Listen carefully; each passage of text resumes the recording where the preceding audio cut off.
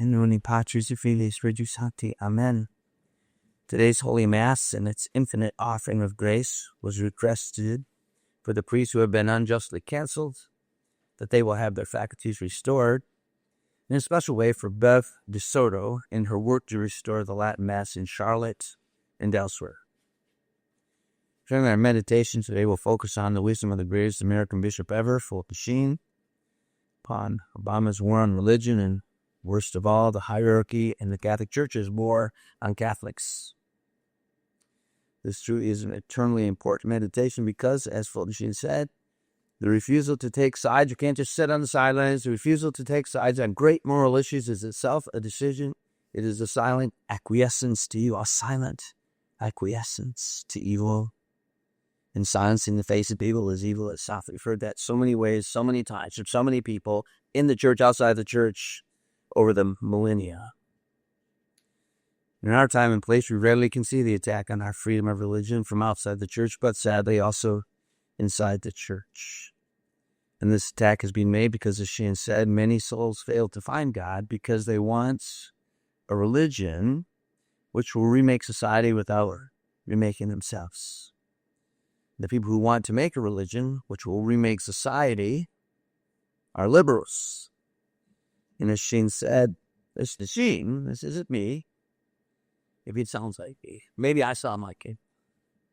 There is no word more dangerous than liberalism, because to oppose it is the new unforgivable sin. Now, he said that, half a century? He knew that. We see it so clearly in a diabolical, truly satanic attack by liberals against those who are not liberal. We see it visibly in their attack against our property, such as you saw the madness with the Tesla vehicles and the Tesla dealerships. Isn't that ironic? Because Teslas are supposed to be the most liberal car you can get. But there they were, we saw it. Even with such satisfaction to see them get caught, because there's so many cameras. Catch the liberals doing their vicious, vile liberal, expose them for the liberal criminals they are. Have we succumbed to amnesia? How many people don't even remember? Or have now, that's old news. No, the heart of that liberalism beats strongly in America, in the small percentage who are the most truly liberal, and that means in the church as well. Let us not get amnesia. We see it also, by the way, most visibly in their attack against God's property. I just saw where another church was burnt in America. I forget, it was at least 80 attacks on Catholic churches. And of course, you saw what happened this week when a mentally ill liberal tranny shoots into a church and kills those children. By the way, just as an aside, that's why these homilies take so long. As an aside, I keep hearing, the mother was such a devout Catholic. Really, devout. Really. It's like Nancy Pelosi and Joe Biden were devout Catholics. The mother, as you know, signed that document allowing her son to be renamed not Robert, but Robin. She allowed that to happen. She participated in that evil. She supported his mental illness. You can't be a devout Catholic and do something like that. You can't be a devout Catholic and go against God's creation. That boy was born a boy.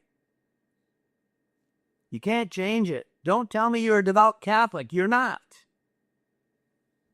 Well, why that's all important is because, as Fulton Sheen also said, a religion that doesn't interfere with the secular order of liberals who are trying to, especially in Minnesota, which that moron of a governor says is a sanctuary state for trannies, for mental illness. Fulton Sheen said, a religion that doesn't interfere with the secular order will soon discover that the secular order will not refrain from interfering with it. So I'm going to skip a few pages here because I gave them as handouts and want to go. Let's see if I can find it quickly.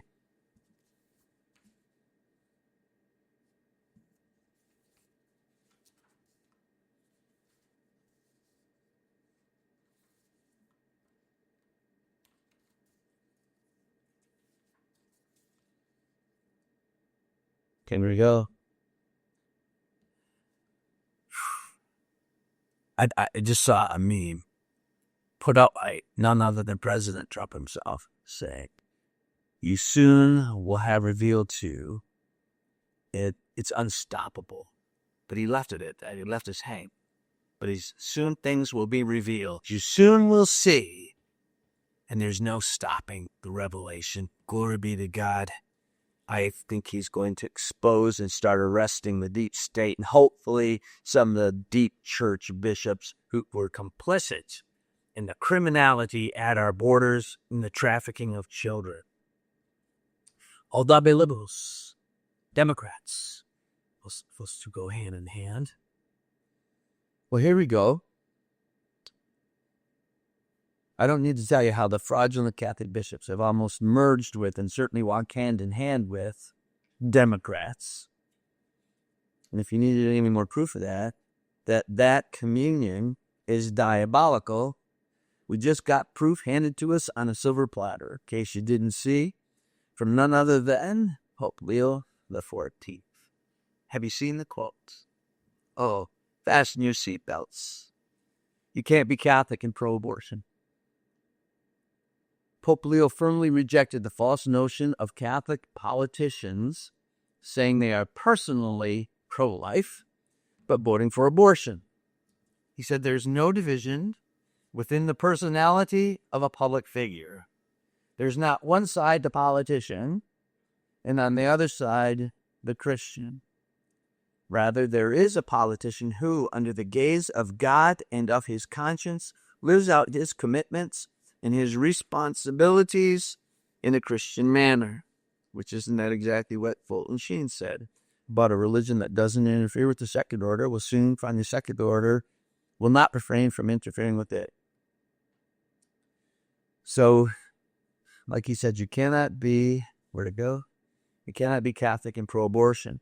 So it is clear, because the Democratic Party 100% promotes abortion. Pope Leo XIV just said, you cannot be Catholic and be a Democrat. I am so totally, completely vindicated. I was shocked. But dear family, that's low-hanging fruit. That is, it's beyond this. There's no discussion on this issue. There shouldn't be. So how is it that Nancy Pelosi or Joe Biden or the mother of this murderous, mentally ill tranny, how dare they say they're a devout Catholic? They're not Catholic. You can't be Catholic and be pro-abortion. You cannot be Catholic and support mental illness such as tranniness. I don't know what other word there is for it. Mental illness. You cannot be Catholic and a Democrat, and Pope Leo XIV said so himself. So, therefore, every bishop and cardinal in the United States are duty-bound by their office to denounce the Democrat Party and all that it stands for. They are duty-bound. Every bishop, every cardinal.